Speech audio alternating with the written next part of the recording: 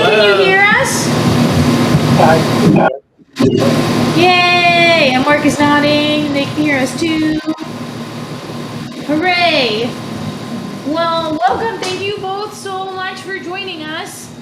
I just immediately got distracted by both of your beautiful hair. For joining us in our little gay comic shop in Baltimore. So we are so excited to have you join us so we can talk about It Took Luke. Yeah, thank you. Yay. Um, can we also we have a lot of doggy visitors this evening. So as if you see anybody, is Nice. Juice is also Yeah, here. there's Juicebox. Yeah, that's yeah. He's 19. He's just a little guy. That's amazing. Well, Juicebox may or may not see Pepperoni, Jefferson, or Obi running around. But so yes, if you see anybody scrambling, it's because a dog has decided to run amok. But would you mind starting, each of you, just sharing a little bit about yourselves and sort of your journey into comics? Sure. Do you want to go first, or do you want me to go first, Bailey? You can go first, Mark. Okay. I started making comics like in college. I would back then I would also like drawing the comics, and they were like short, whatever. And then like I just was doing more writing and put together this anthology called Everything Is Going Wrong. Comics on punk and mental illness right after I got out of college, and we like gave all the money to various like orgs in Chicago and some national ones, and just like had a bunch of bands and like comic creators like team up and talk about touring and stuff like that. And then, yeah, we then Bailey and I made a short comic, and we were like, we should make a longer comic. And since then, that was It Took Luke, and then I've done some stuff with like Shelby Criswell. I'm pitching around like a handful of books right now, and I also wrote Sonic the Hedgehog a little bit. But otherwise, yeah, I mostly just write horror stuff for like YA and adult audiences.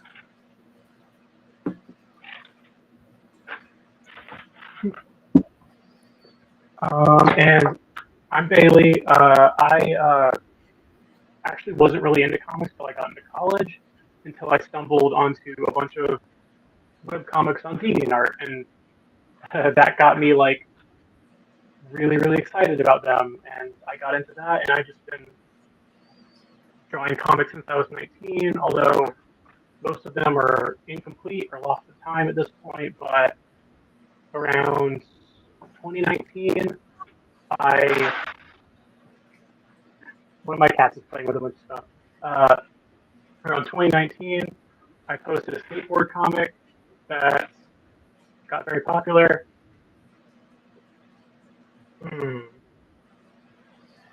What is up with that? Sorry.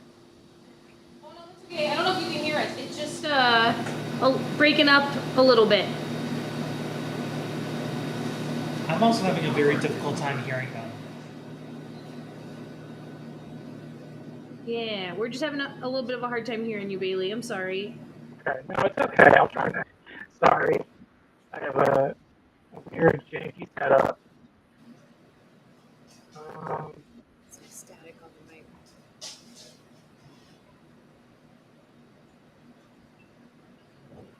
Thought Is suggestions. this any better? Wait. No, now it's coming in kind of choppy for me too. Now we can't hear you at all. Is there a rogue mocha? Maybe in front of your mic. I see Annie. A little better. Maybe not.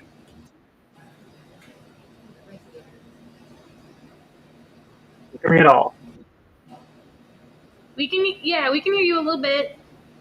I'm sorry. Great. No, it's my fault. I live out in the middle of nowhere where we have very little internet. Oh, gotcha. Anyway, I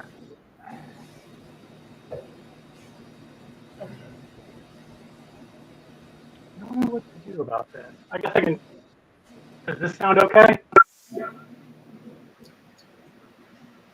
Yeah, I mean, I can hear you a little bit. It's just a little garbled for us. Okay. I think that's. I think it might just be because of my bad internet.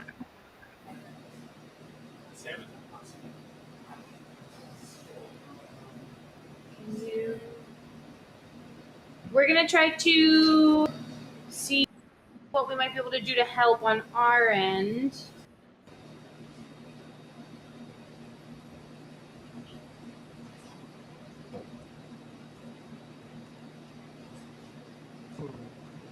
Okay, is this any better now?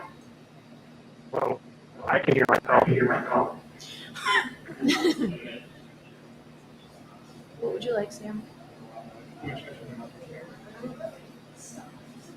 Yeah, would you like to?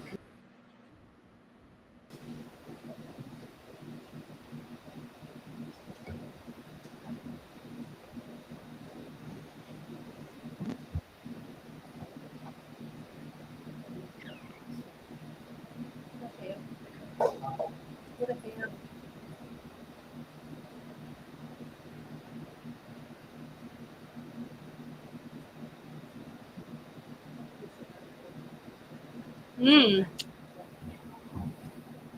What's your cat's name?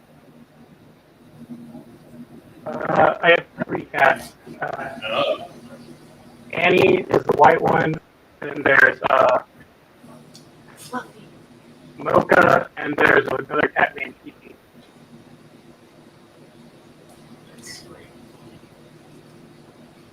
What would you like, Sam? We have 2 cats. They're just elsewhere. Are they also beverage named? Yeah. There's Big Gulp. And then there's Bubby. I love it. Big gold, that's good. It's a good collection. Bubby. If you call Bubby, they both come. Because Big Gulp thinks there's food involved. He's very food motivated. Let's go chill in the sink after you wash dishes.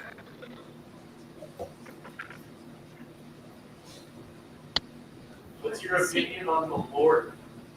No. Oh, I don't drink, but when I did drink, I would have Malort sometimes. Ugh. Yeah. Hey, fellow Chicagoan, I had it too. It's not as awful as everybody says. You're a liar. You're not That's in your mouth. It's kind of weird, but it's like fine, especially if like you have an old style after. Yes. Yeah. Yeah. Now I'm on this. I drink a lot of Polar Seltzer because the punk scene I was in is the factory town for Polar Seltzer. In high school was the factory town for Polar, and yeah. So I'm a big Polar head. How is this? Is this any better? And, Oh, yay, good. Okay, I'm sorry about that. No, thank you. Thank you for. I'm sorry it was such a rigmarole, but I'm glad that we can hear you. Yay, it's okay. I'm not used to this kind of stuff, but okay. So, do you still want to hear my whole spiel, or? Yes, please, if that's okay. Sure. So, okay, I wasn't really into comics when I was younger, actually. Like, they just weren't in my radar. I grew up in a small town where there weren't any comic shops, but when I was 19, I was just on DeviantArt and happened to find some random web comics on there, like some real crunchy, janky, like made by other teenagers comics, and it was great, and I loved it, and it captivated me like nothing else. And so I was drawing and making comics that was it for me. I was in love with it, and I made a lot of comics throughout those years, so nothing super big. A lot of like diary comics. That's just kind of because that was the era of web comics I kind of got into. So I have a lot of that DNA in me. And then around 2019, I made a short, unfinished skateboard comic that kind of got some traction. And then, Mark messaged me about working on a little short, and it was a lot of fun. And so, then we decided to work on It Took Luke, and that was also a ton of fun. And now I continuing to work on comics, and I've got a big project coming out next year, and then the year after, like maybe 2 years after that, like a real big chunky book. And I'm doing a bunch of things on the side. Nice. Amazing. Yeah, we'll definitely come back to asking you both more about what you have coming up. But yes, one of the things we talked about before you got to join us was Bailey's so talented. How do we see more of their stuff? So I'm excited to hear more about what you got cooking. But you both mentioned sort of that It Took Luke started as a short that you worked on together. And then I'd love to hear more about sort of where that came from and then how it translated into this book we get to hold now. Yeah, well, the short was like entirely unrelated, but we just like worked on it together, and it was, I think it's still on my website. It's called Reflection. I also did it we have a reading in Chicago called Zine Not Dead, where like it's just like comic creators will like they have them like read like, I don't know, however many. I read like 20 pages worth of stuff, but like that's about like 10 to 20 minutes of whatever. And like a lot of people, or one person will be like a touring person or like not from town, you know. But yeah, it's like 8 pages long, and it was really fun. So then we decided to work on this, which was originally published on, we did it ourselves, like via Kickstarter. And like I work with this little family-owned printer in Wisconsin. They do all my like self-published stuff. So yeah, we just like did everything ourselves, like right in the beginning. I feel like it was like we started working on this like right before like COVID started, and then like printing stuff was still super weird. But luckily, like I remember people who were printing like overseas and having big problems, but like I just had it shipped from Wisconsin, you know what I mean? That's right over the border. So yeah, I think the soft cover is covered in the it's nice not to, there were many a story of like, oh, the boat had container. Thank you for understanding what that meant. The container on the ship fell off in the sea, and now the books are lost forever. And we're like, oh, sure, cool. Yeah.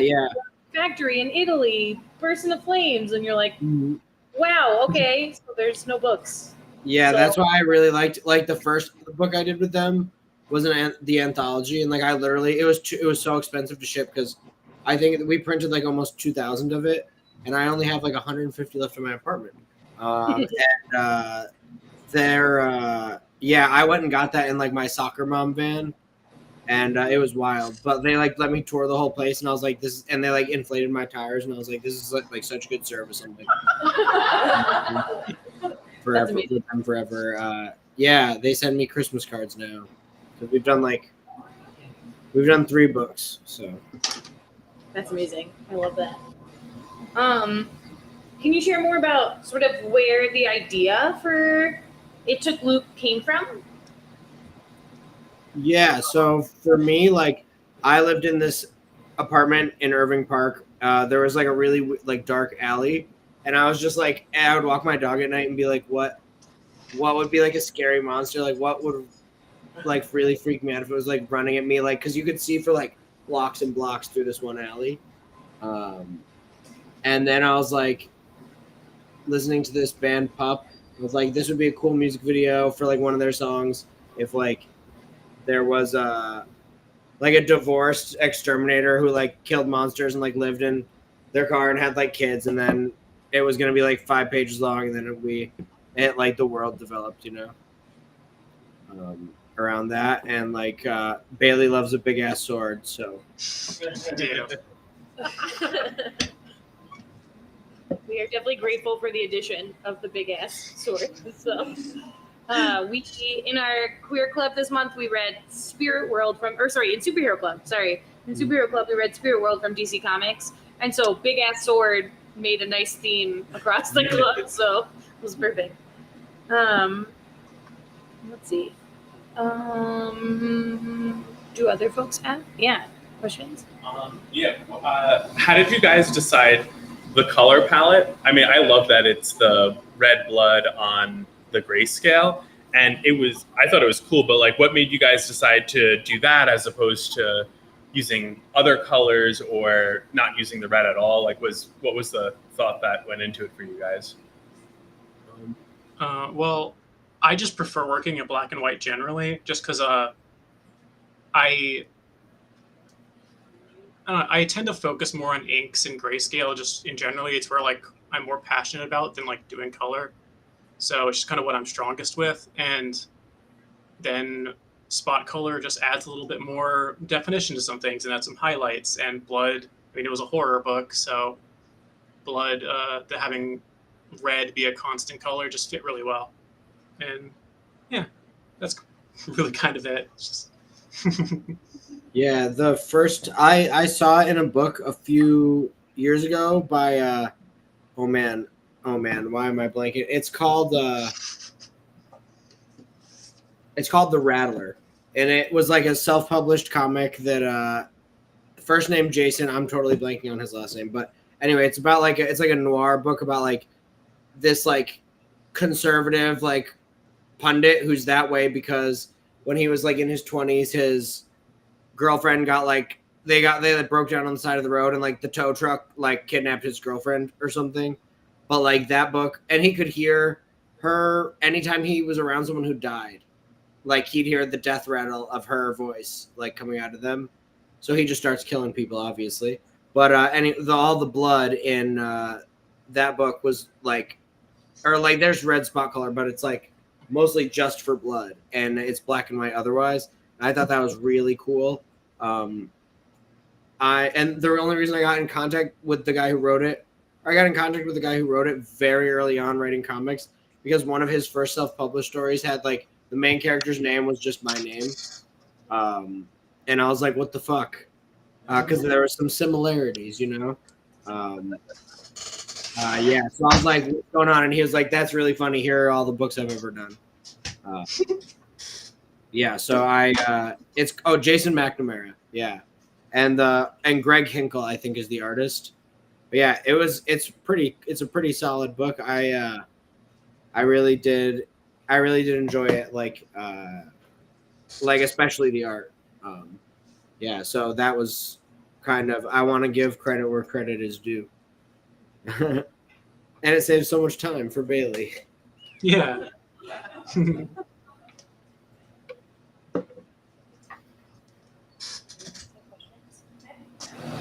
Yes. What was did the dog represent anything in the story? I don't know if you could hear Bella's question. It was, did the dog represent anything in the story? I think the dog is like was definitely introduced as just a dog, but people have like given me reads of it that I think are like pretty cool. I just thought like I thought it was a really cool way to like sort of tie everything up together was by like reintroducing the actual dog at the end, you know, or to have the barking just be an actual dog. The barking was supposed to be like the I don't know, not exactly the monotony, because I feel like the actual job they're doing like couldn't get monotonous, or I guess it could, but I don't know. I feel like it would keep you on your toes too much. But like just sort of like the drone from like a fucked up job that you hate, you know, that like you can't block out and it's like always there, but like the people who are like not seeing all the faults in the organization or whatever, like they just they're not seeing it, and they don't hear it, but it's driving you nuts.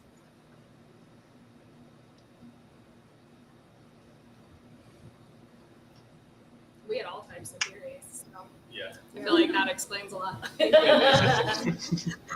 Yeah, I was working at like the worst job I ever had, which was like, or no, the worst job I ever had was like being like a paid canvasser in Utah, because people like would hate you for that. They'd like spit at you and shit.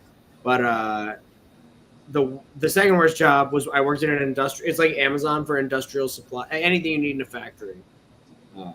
It was just like real rigid there. It was not a good time. I love. Oh, sorry. Say something.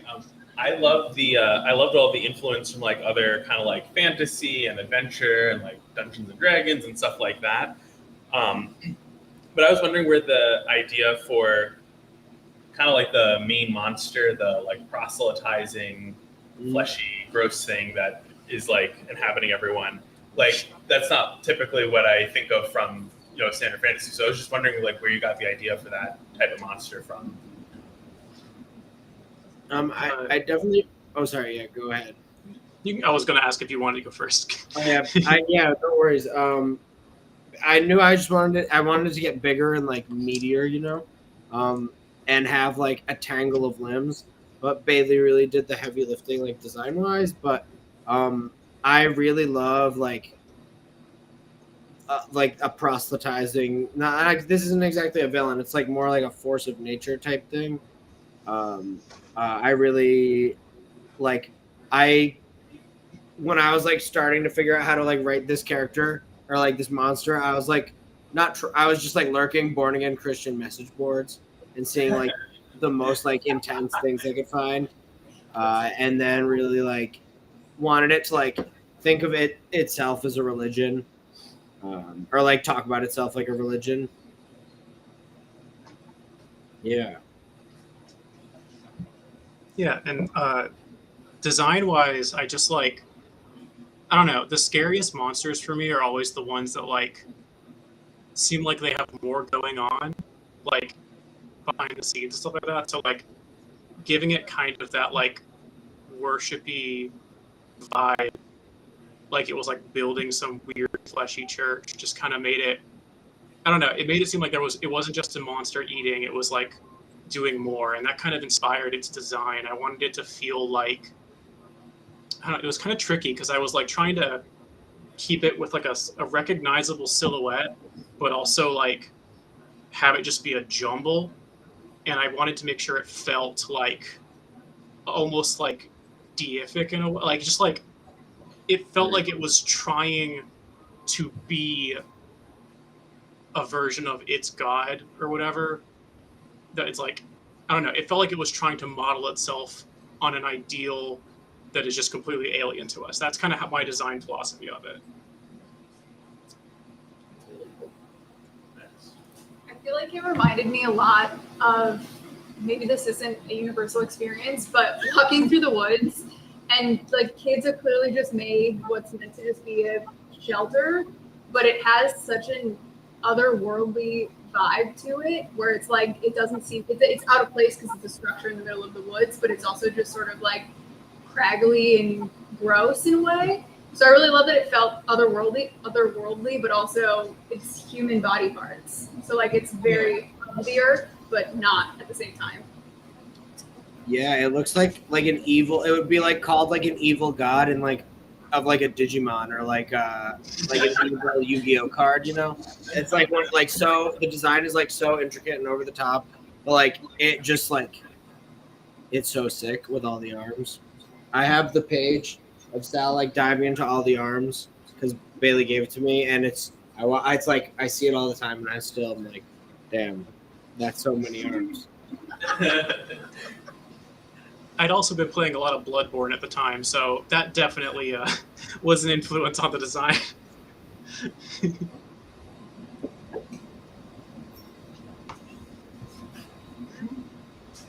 Yeah, I just wanted to say, like, it was such a flex when I read this for the first time, and I don't know if you're because I'm all the way back here, but when I read this for the first time and I saw all the hands on the first page, and then when you get the monster reveal and there's just so many hands and feet, I'm like, that's the worst thing to draw. And they chose to draw like 100 of them.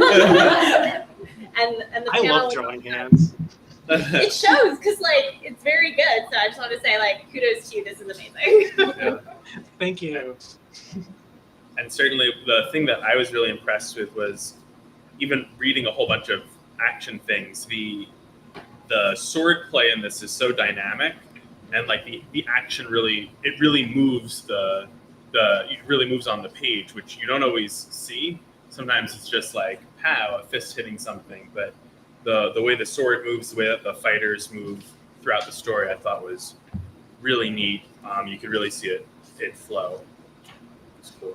I Thank you. Yeah, action is like action was kind of one of the first big things I really like fell in love with about like drawing. So like it's always been a focus of mine, and I don't know. It's always been so much easier for me to like structure an action scene in my head. So like I basically plan it out like it's a movie or animation, like it's all one big shot, like it's shot with like cameras and stuff in my head, and then I have to like separate it out. So I feel like there's a impulse in comics to kind of like set up individual shots and not like a continuous scene, because and that can work. That's not a bad thing. It's just like I feel like you get a better flow if you can think of it as like a single, like a bunch of motions, and you're just capturing specific spots instead of like individual frames. I don't know if that makes any sense, but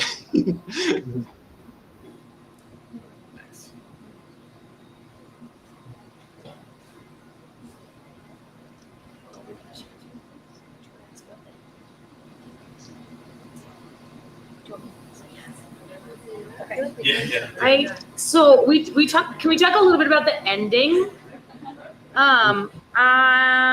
So we see that 5 o'clock, right? So Sal texts Alex and is like, "Oh, I might be a little late." Bleeding out on the floor, and then like a couple pages later, it's 6:41, and Alex is like, "Oh, maybe don't come," or in a much more stern way, "Don't bother coming." And Sal clearly hasn't moved. Yeah, what happened there? We were a lot of guesses. Are We they have all dead? Are theories. just some of them dead? Is it just supposed to be a mystery? And Yeah, I'll entertain some guesses. Let's go. I took the bummer approach, which was that they probably all died, which is lousy because even though it's a slim book, you made us really like the characters. So Yeah. that was a huge bummer. So, but I didn't know if that was necessarily the case. Normally, I'm more optimistic and would hope that they can all be okay the next day. They all quit their terrible job. Went out to Six Flags. Yeah. Yeah. I concur. I also concur with that. Yeah. Kelsey had a great plan of like, okay, so maybe Sal died, but the other two got away, and clearly there would be like a civil suit, so they would get these great payouts, and maybe they could like escape the death chokehold of capitalism for like a brief moment. But Sal literally. Oh damn. oh no. Oh no. They froze for me. Yeah, me too. Damn. I wish the thing was that nice. I wish the ending was that. Yeah, but oh well. This, yeah.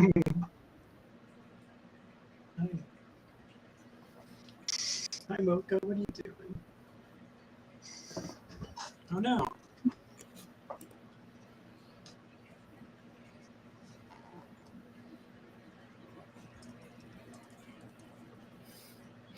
Big gulp. Big gulp. Okay, hey.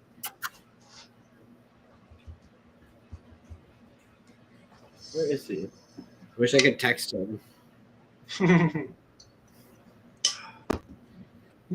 Oh, they're Oh, gone. damn.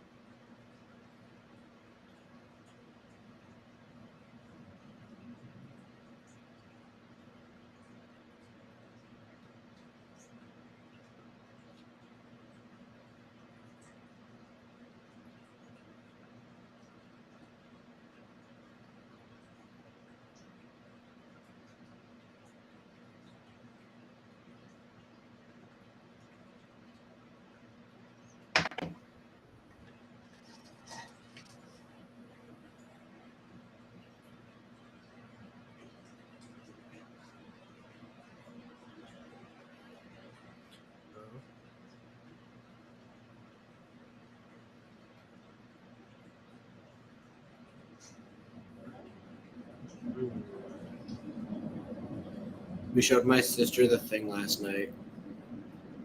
Oh hell yeah! I saw your post about that. Yeah, she that loved movie. it. Her faves so far are Jennifer's Body, The Thing, and I think Donnie Darko. Ooh, that's a good one. Yeah, I think we're gonna do maybe like and she really liked Summer Wars too. Ooh, I hell think yeah! either gonna do It Follows or Spirited Away. Nice. Yeah. Yeah.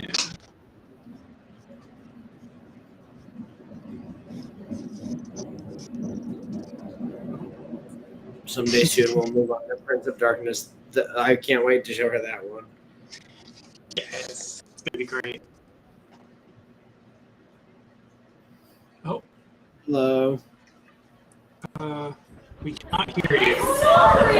Can you guys hear us? Can you hear Yes. us? Okay, we can't hear you.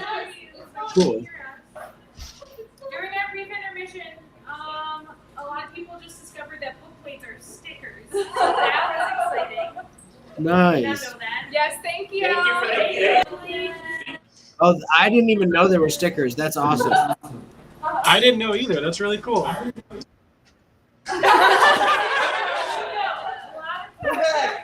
That rules. Well, I think that makes almost everybody feel a lot better now, though. Yeah. Because I'm sitting here playing with the backing as we're listening to you. Yes. Yes, most book plates are not all book plates. Most book plates are stickers. These are stickers. Yes. Thank you for Oh, cool. book plates. With the big fucking sword. With the big fucking sword. What do you think? Oh, we are flipped around. Oh, hey. That's fine. It's fine. Don't mess with it. We can see. Yeah, you're like, don't touch. I'm gonna mess it all up. Don't touch anything. Just don't do it. You missed some really great conversation. But that's not your fault. That's our fault. We were talking about what we. Oh, the ending. The theories of the whether ending. we thought everybody died, and so there were some. I'm not sure where you got disconnected from us, but Gary had shared that he did not take his usual optimistic route and assumed everybody died. Which was a bummer, yeah. Kelsey had a great theory that maybe Sal died, but maybe another person or two lived and got some sort of payout from a civil suit that they could escape capitalism briefly for a moment. Whereas, Sal died from the job that they just couldn't quit. Let's see. Those are most of the guesses.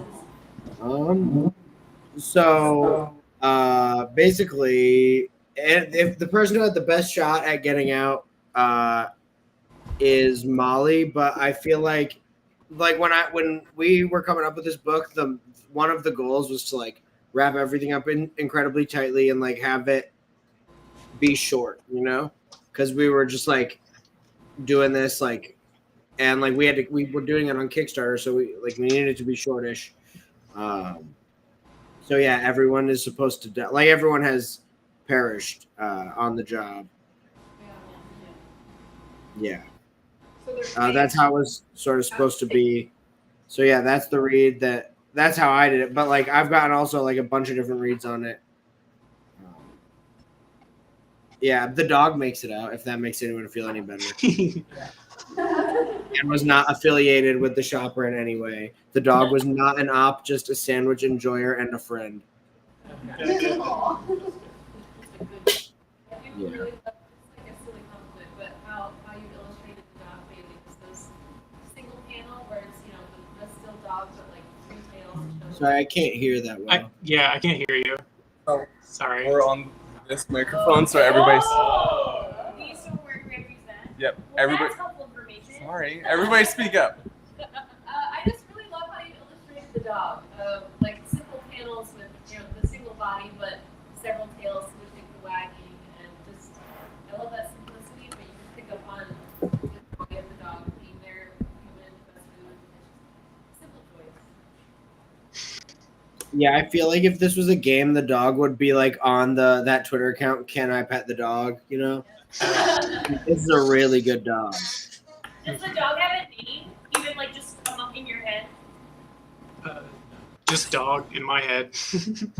Yeah, it's just like a stray dog who like has found someone they really like. What would you name the dog? What? Oh, probably something after an object or a drink. I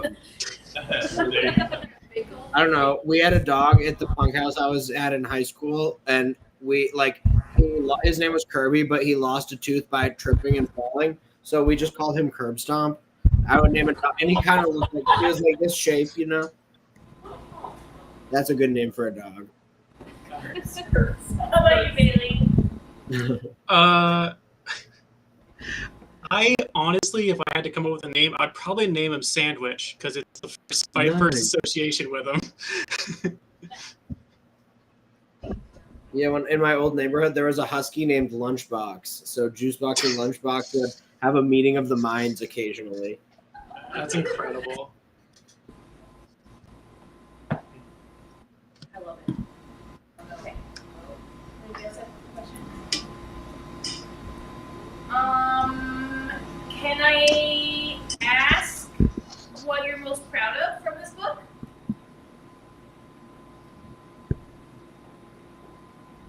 You can go first if you want. I really liked it. Like, I'm really proud that it like resonates with people, even though we were trying to wrap it up pretty quickly. And I really I love the dialogue. You know, I love that like the characters are like they feel like, or to me at least, they like feel like they're actually coworkers, and like their relationship has changed, and as the job has gotten more stressful, and yeah. Yeah, for me, honestly, it's the fact that it exists. Like, this is the first like big graphic novel I ever like did. So it's like I did it. It's real. I made it. It's just I don't know. It's a ton of work. So it really I don't know. It means something. But like as for in the book, honestly, I think it might be either the shopper design, which I love and I still really enjoy, or this is going to sound silly, a lot of the stairwell drawings. I discovered I really like drawing stairwells. They're a lot, but they're just kind of like, you can just kind of turn your brain off and like meditate while drawing them because just a bunch of lines. It's, I don't know, they're kind of fun. Yeah, Loki, it is kind of crazy that it exists because I was really worried that we would get like no money on Kickstarter because like COVID was like 6 months or I don't know, like 5 months in. But like then it turns out that people were like, hell yeah, we want books. And that it was Twitter, that like, the use of Twitter killed Kickstarter's viability, not killed, but like I don't know. But yeah, it's really cool that it's like remarkable that we were able to like get everything aligned and put it out pretty much on like so when we said we were gonna. I feel like we're like maybe a month off.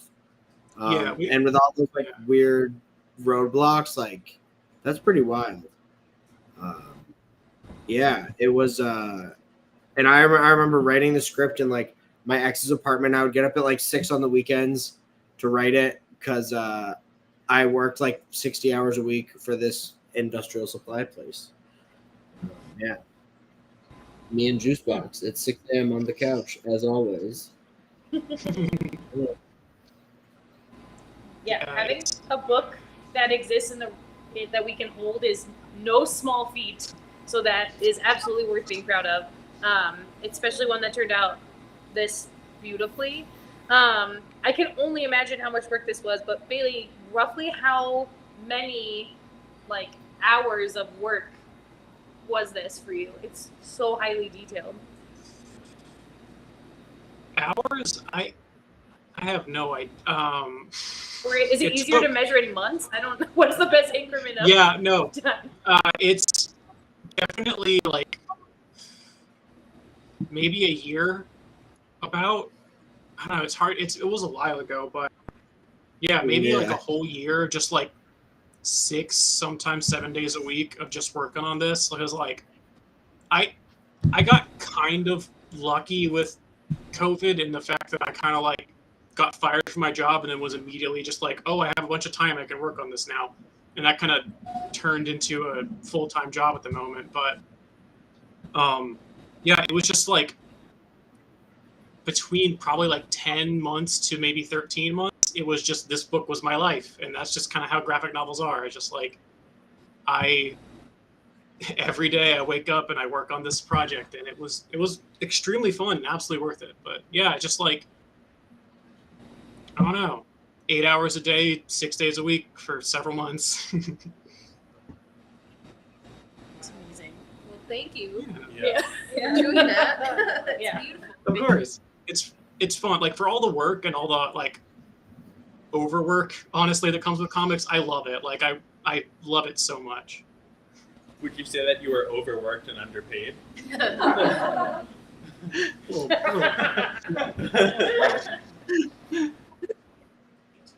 Comics is unfortunately But, I usually mean- though.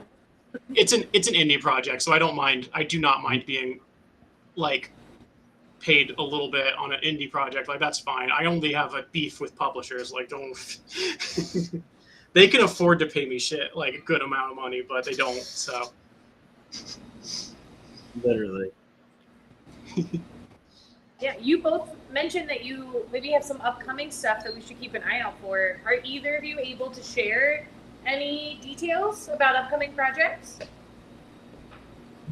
My stuff is mostly either in limbo or under wraps, but expect some like more adult stuff of this length, kind of like 4 or 5 issue stuff. Hopefully in the next 2-ish years, 1.5, I think. Yeah. So I'll be doing that. I'm working on some like YA stuff too, but that stuff takes so much longer. Yeah. Still like horror themed or? Yeah, all horror stuff. I think one of my projects that we just pitched is like, in like a couple sentences, is like, it's about this like queer NFL player who just retired due to head injuries, but like his family is kind of like weird about it, but his beard is like missing the glam of being NFL player's wife, so she like gets a demon to possess him, and like, but then it's too powerful for her to like control. And yeah, it's not like the protagonist is the 19-year-old like non-binary computer science student who's home from college, and then the football player's boyfriend who's also their next door neighbor. Amazing. That's awesome. Yeah, Excited. yeah. So that'll be fun and very bloody, like this. As for me, I'm currently working on a really big like 2-part graphic novel, or I guess graphic novel series, but it's 2 books. The first one is called L555, and it should be out late next year sometime.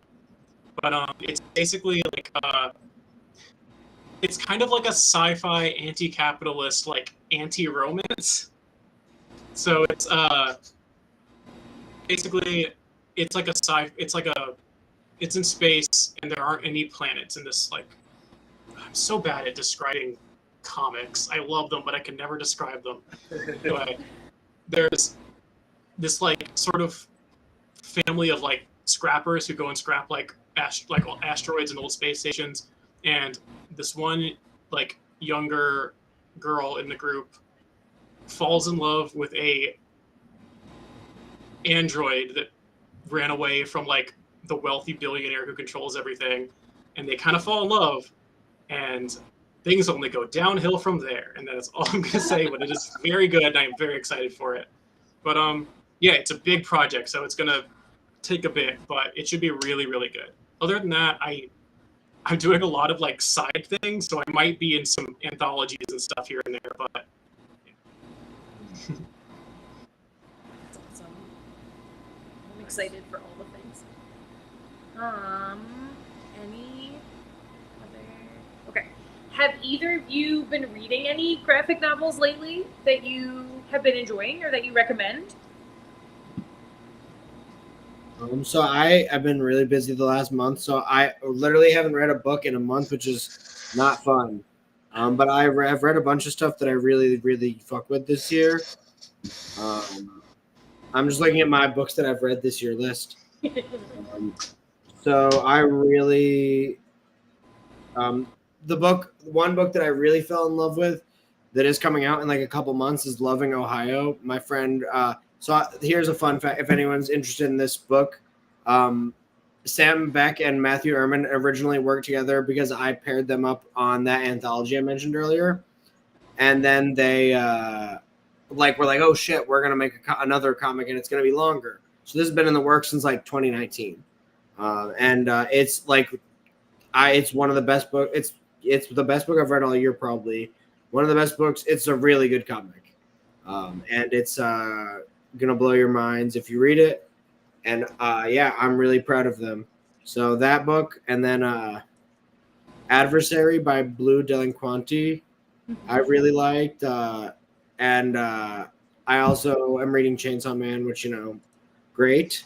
And I read Spa recently by Eric Svetlov. It's a Fantagraphics book.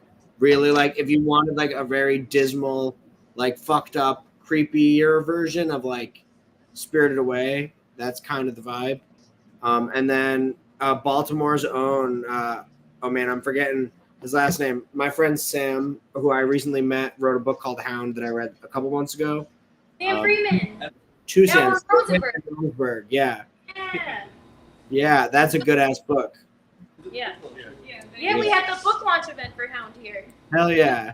Yeah. They're fabulous. Yeah, so those are, and then I reread Sacred Heart, which is the best comic book of all time.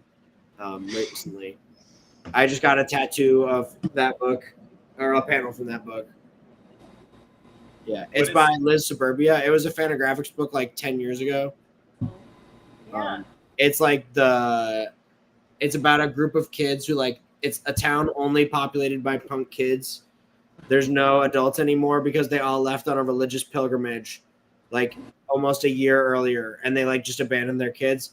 And one of the kids is a serial killer. But they're all just like, we're gonna tune the serial killer out and play a bunch of punk shows in the gym. But it's really, really sick.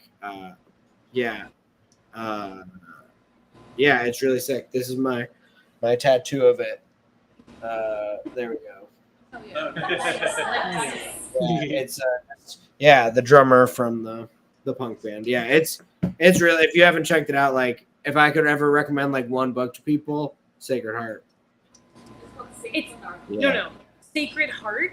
Yes. I also was like, I don't know Saint Bernard. Sacred Heart. Yeah. Sacred Heart. Yep.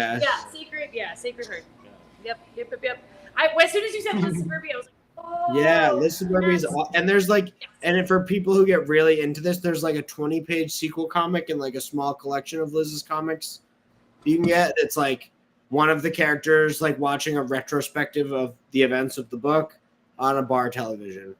It's a very strange little comic, but yeah, Liz Suburbia's work is awesome. That's awesome. It's a fantastic list. How about you, Bailey? Well, a friend of mine, I've had a little sort of book club thing with a friend of mine because they've been getting into comics a lot lately. So over the past 2 months, we read through all of Witch Hat Atler again, which is great. I absolutely recommend that comic.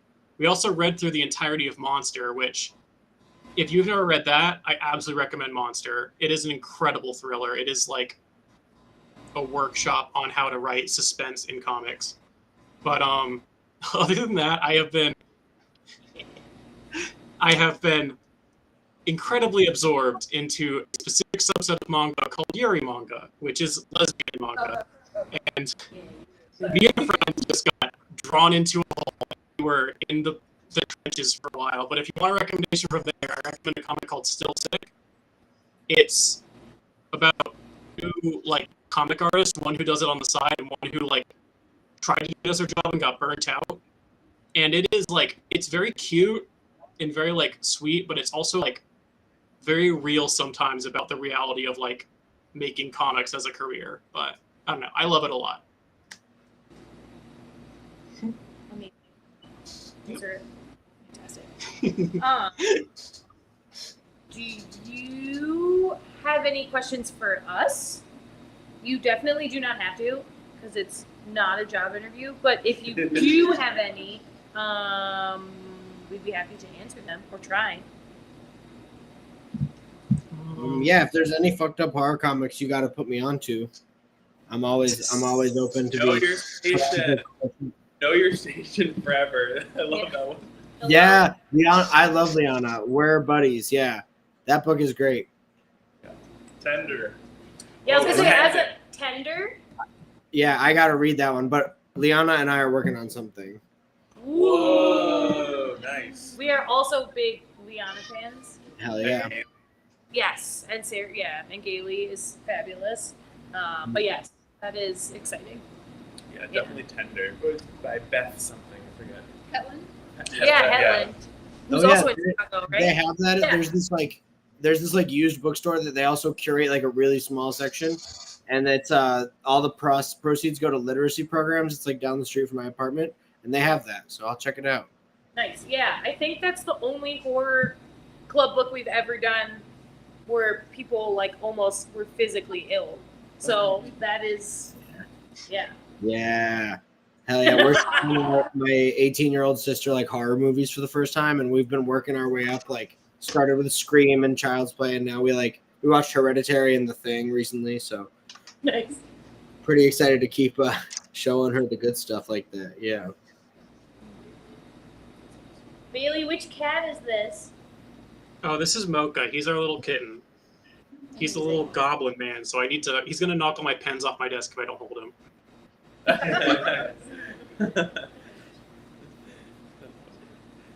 Yeah. I know, right? Juicebox is just like living his best life, chilling up. Yeah, he's a good boy. It's like a little baby lamb. Oh my god! Aww. There's a Oh, little that's cat. so- Wait, here we go. Wait, yeah. There we go. Oh my gosh! That's him, yeah. There he is. He's a very small man. He's 9 pounds. Yeah. That's for the best. So good. Yeah. Well, this was great. Does anyone have any more questions? Did we get to ask our questions? Okay. Thank you both Yes. so Yeah. much for joining us through. Yeah. Thank you. And thank you for the book plates. Yeah. Thank you for schedule changes, and thank you for these gorgeous book plates. Thank you Yeah. for the technical difficulties, and yeah, thank you. Yeah. Also, you guys have a really great hardcore scene in Baltimore. Like, it's so good. I'm wearing my Angel Dust shirt right now. But End It, Pink Shift, not a hardcore band, but still pretty good. And this new band, Combat, just put out a really good single. They're not a hardcore band either, but great music scene in Baltimore. I want to come through. Yes, please do come visit. Stop by here. Yeah. Yeah, I will. Yeah, I have one of my best friends lives in DC, so next time we're there, Yeah, please do. You both Yeah. have standing invitations always. We would absolutely love to have you come visit. Hell yeah. Awesome. Yeah. Yeah. Thank you both so much. Thank you. Of course. Yeah. Thanks for like you said, the schedule changes. I appreciate it. Yeah.